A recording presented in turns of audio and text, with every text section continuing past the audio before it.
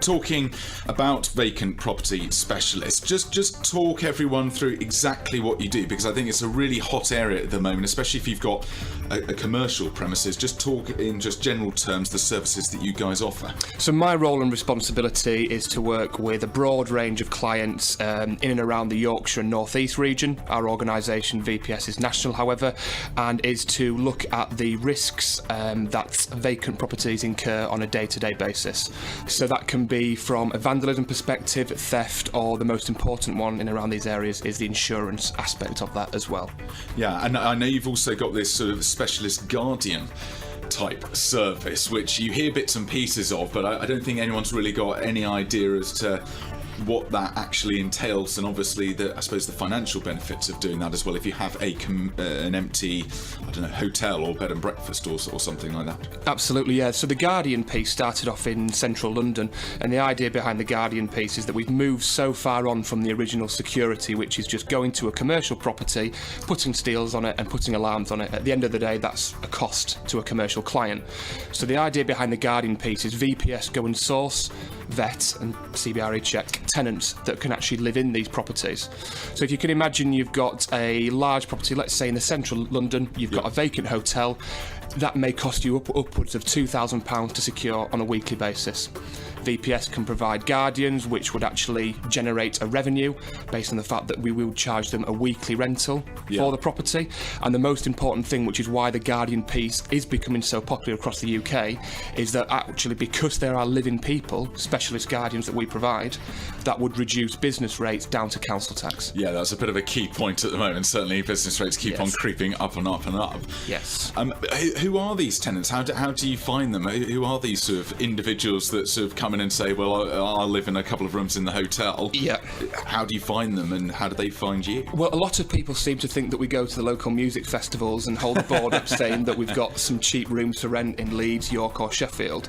But we actually have a specific Guardian application system where we have got a portal where we store all the Guardian's details. Now, these are professional people. These are doctors or nurses or people that work in the professions that are looking to stay in a certain city due to placements for 6 to 9 months. We have to do 2 years background checking. They have to earn a certain amount of money, and we actually go in and check the properties on a week-in-week basis to see that they are working in line with our mitigation. So I mean, it's literally not Fred off the street. I mean, as you said, these are very professional individuals, and it may be that they've got to be based up in Yorkshire during the week because of their job, but their family and their base happens to be, I don't know, back down south in London, and it's that type of individual that you get. Yeah, exactly. And the great thing about the Guardian services with VPS is it's not a case of we will find the person and then go, there you go, Alex, you need to go sort the property out. We will actually make the property Guardian worthy for you. So if that's putting partition walls in, putting toilet facilities in, because there are certain regulations that you've got to abide by. I'm sure. There is, but we actually do all those services in-house.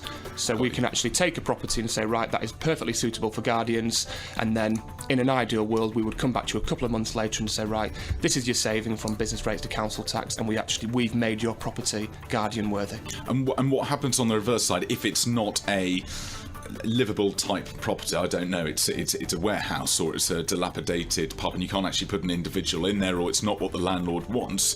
Fine, you've got the sort of, I suppose, the security in terms of just boarding it up, but then it's a fairly ugly site. Are there any variations of that, or any things behind the scenes that you can, I suppose, make it more aesthetically pleasing? Yeah. I mean, one thing that we developed for that exact reason was a product called decals. Okay. Now, we do provide the steel screens, and you're right, they are some of the most ugly things you've seen in your life and probably wouldn't suit Harrogate Town Centre very well. So decals are specific steel screens that are designed to place on the outskirts of the property with the exact same security level as steel screens, but you can give us a design that will go on the front of those steel screens. So as you can imagine, they can be either made up to doors, windows, stained glass windows if you fancy being really fancy, or anything like that, and those can be created completely bespoke to what you want.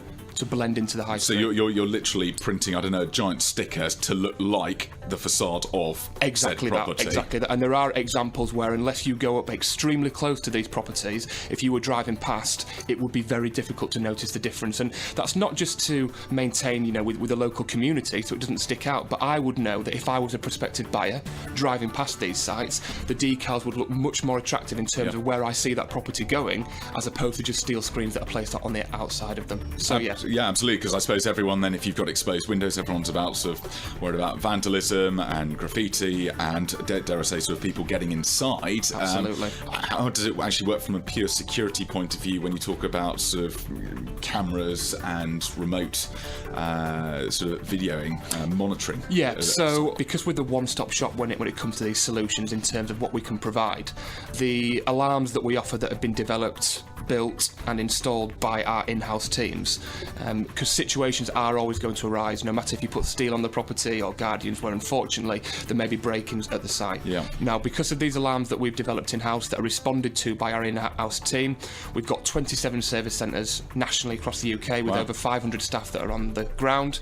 So you can imagine we've got our own RVRC system, which is basically our own alarm monitoring system, which is based in Manchester. So all those are recorded and monitored by our in-house team. So if someone does, for whatever reason, break into the property, we've got the ability to respond to that on a very timely manner. The great things about the alarms is based on the fact that a lot of these properties are vacant. You don't want to be having to switch utilities on and the risk of utilities being left on. Right. They are all wireless and they are all battery powered as well. So there's no need to have any wires running around the property, and there's no need to have any form of power running to it either. And then obviously it's not a case of someone creeping in and cutting a wire and they can get in, because again all of that side of thing is backed up. Exactly, and the actual alarm unit that we create itself is made out of the same material as Riot Shield. It's got an anti-tamper device.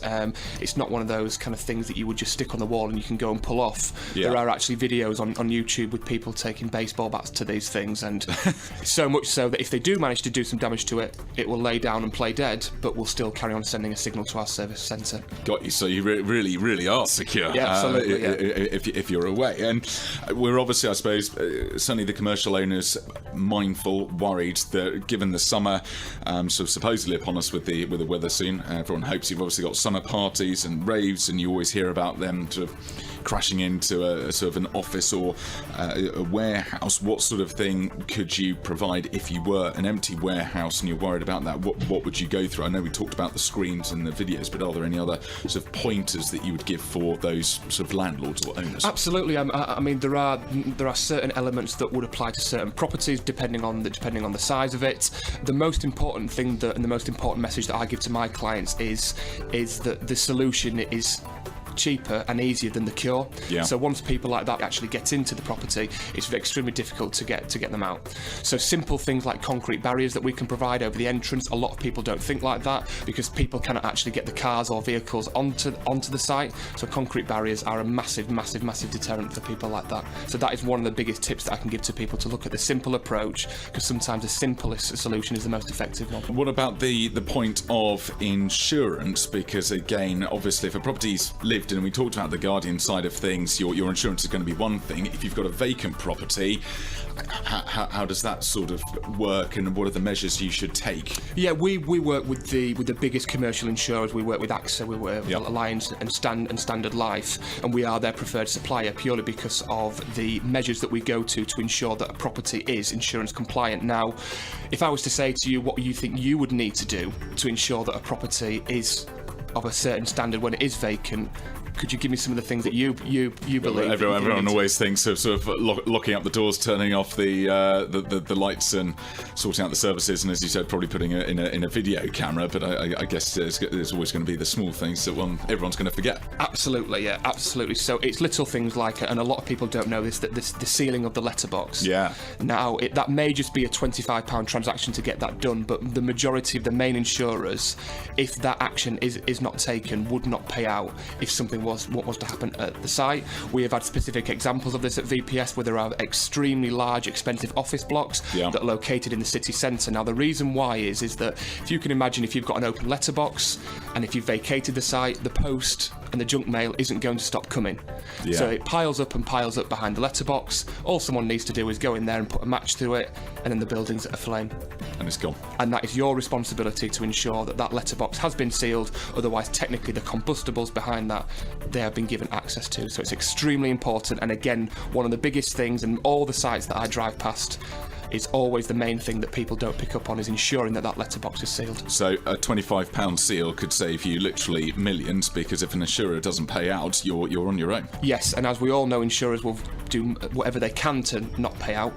So it's important that from your perspective that you've got the confidence in the person that you know that is going to the site, knows what they are looking for, and knows what they need to be securing from a vacant property perspective. And have you got any sort of examples in Yorkshire of sites and properties that you've helped? Absolutely. I mean, we deal with such a broad range of properties, whether that be because we've got a social arm of our company as well, so whether that be the local housing associations that we work with, or right up to the real big projects. And one of those, the best example, was probably Hickleton Hall, which is based in Doncaster. It's an extremely large stately home.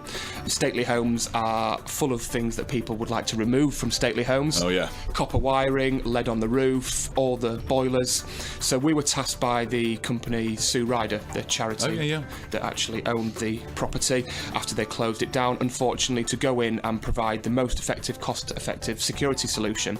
Now, man guarding is another thing to come on. It's one of those things that people will always revert to when looking for security. But because of the ever spiralling cost, the increase of national living wage, for some companies it's not just a viable security solution.